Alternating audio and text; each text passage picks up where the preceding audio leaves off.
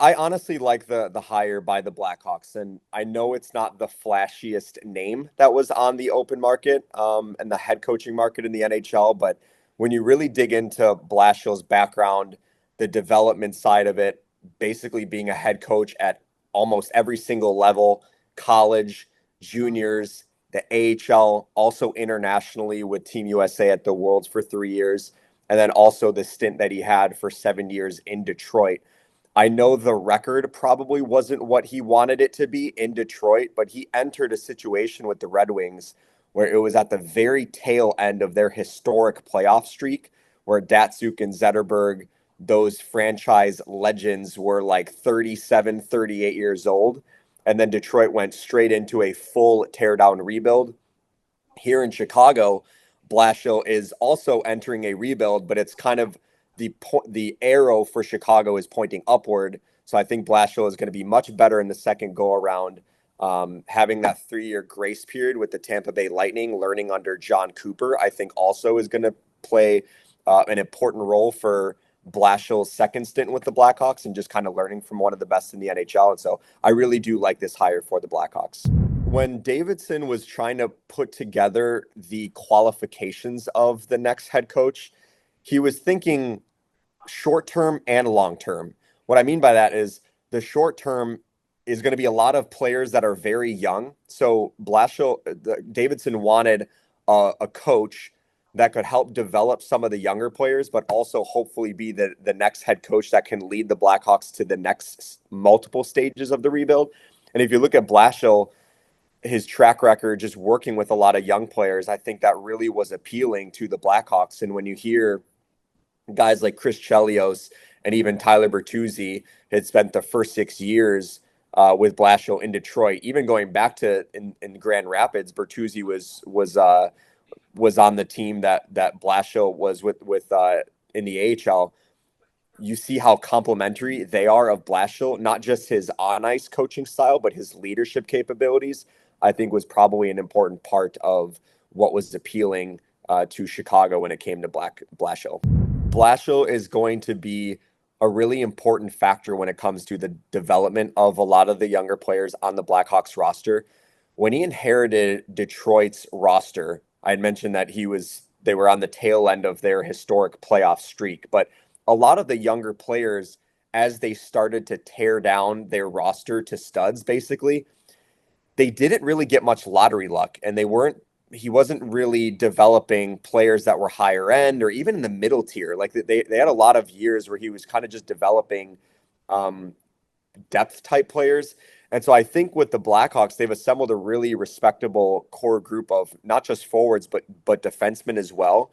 Also, you have another quality, hopefully, for Chicago draft class coming up that I think as the roster starts to get stronger around those younger players and Kyle Davidson does start to get aggressive via free agency and over in the trade market, I think you're going to see a lot of the younger players develop even more. And I think with Blashill's pedigree of developing players with his coaching experience in the minors, in the juniors, and in college, I think Blashill is going to be a really key element of this Blackhawks rebuild and as he rounds out his coaching staff. Let's start with Anders Sorensen. I think the Blackhawks have been incredibly complimentary and they think very highly of Sorensen. Even if he wasn't going to get this permanent head coaching position, his ability to connect with the younger players and have that developmental background, because he kind of broke into the professional ranks as a skills coach, work with the Chicago Mission. So he really does have a really good background and resume working with younger players. I think Sorensen being on the staff as an assistant is actually fits his strong suit of working one-on-one with players. We had Tony Granato on our Blackhawks podcast, and he had been an assistant under Jeff Blashill and also had been a longtime assistant in the NHL with Pittsburgh and Detroit, and obviously as a head coach as well at University of Wisconsin. So he understands what it's like to be a head coach and an assistant coach. The assistant coaches are the ones that are actually working more one-on-one with the players. And so I think Anders having that ability now to work more closely with the players versus getting bogged down with all the day-to-day stuff and the media obligations and getting pulled in all these different directions. I think the Hawks really are going to appreciate Anders having that one-on-one time with some of the players.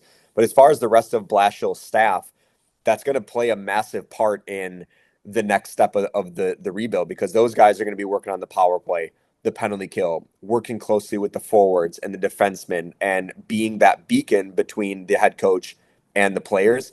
And so I think Blashill, with Michael Pekka expected to come over with the Blackhawks and Anders Sorensen staying on the staff, the coaching staff seems to be rounding out pretty nicely right now. Blashill spending 3 years under John Cooper in Tampa Bay, while he wasn't there for the 2 Stanley Cups. I just think getting a different perspective, because Blashill had worked very closely under Mike Babcock, one of the greatest coaches in NHL history, very hard-nosed coach. With John Cooper, he's very much a player's coach, right? And so I think the mix between Babcock and John Cooper, learning under both, Blashill is going to take from both of those coaches and kind of implement his own kind of style. But I also like the fact with Blashill having that 3-year grace period. You see a lot of coaches in the NHL. I think of Rick Tocchet going from Vancouver to Philadelphia, or Sheldon Keefe last year going from Toronto, then immediately to New Jersey. They don't really have time to reflect on what went right and what went wrong in those stints. They kind of just moved right next to the next gig. With Blashill, he was able to have a kind of a grace period of 3 years being mentored by one of the best coaches in the NHL. And I think that's going to do wonders for his second stint, because he was kind of able to reflect, take a step back, take a breath. And the fact that, like, I know there was a losing record for Blashill in Detroit, but he lasted 7 years with the Red Wings. The average lifespan of an NHL head coach today is 2.3 years. So for him to last 7 years at the very, very beginning stages of the teardown and the rebuild in Detroit, for him to last that long, I think he certainly is going to learn something from that, but also the 3 years of being under John Cooper in Tampa Bay.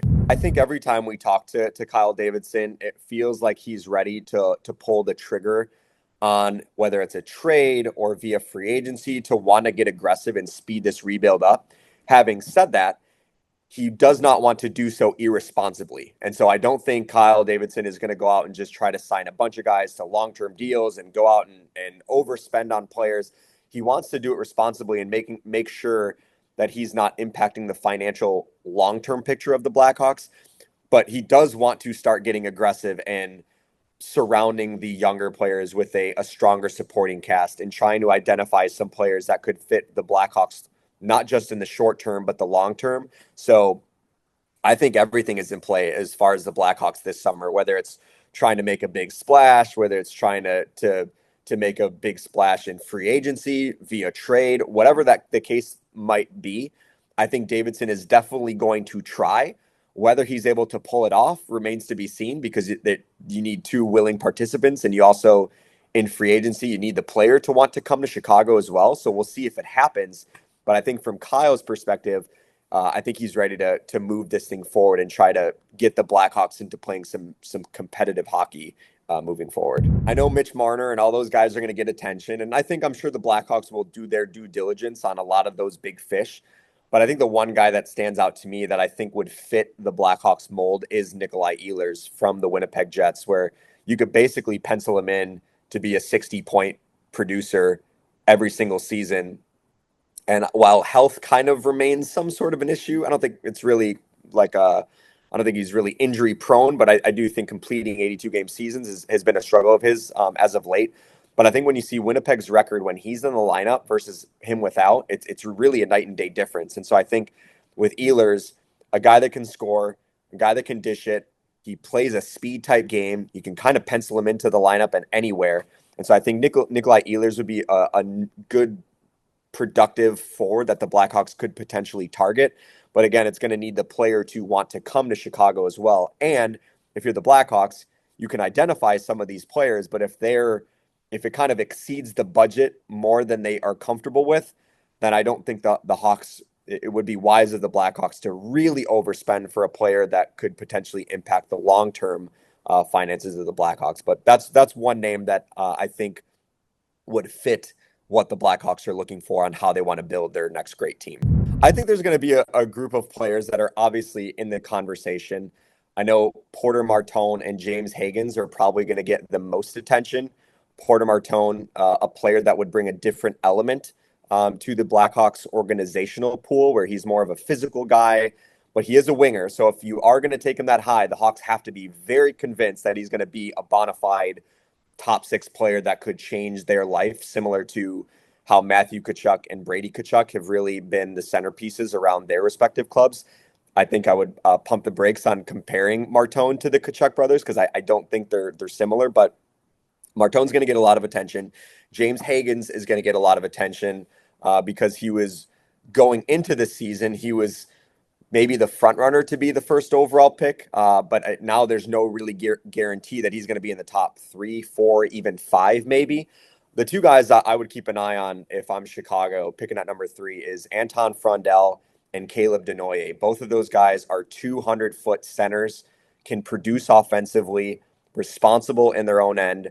They play against the team's top line, specifically Denoye in the Q League.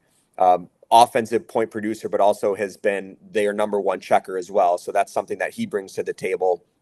Similar with Anton Frondell, just a responsible two-way centerman. So I think those are the two, like Higgins and Martone are going to get the most attention.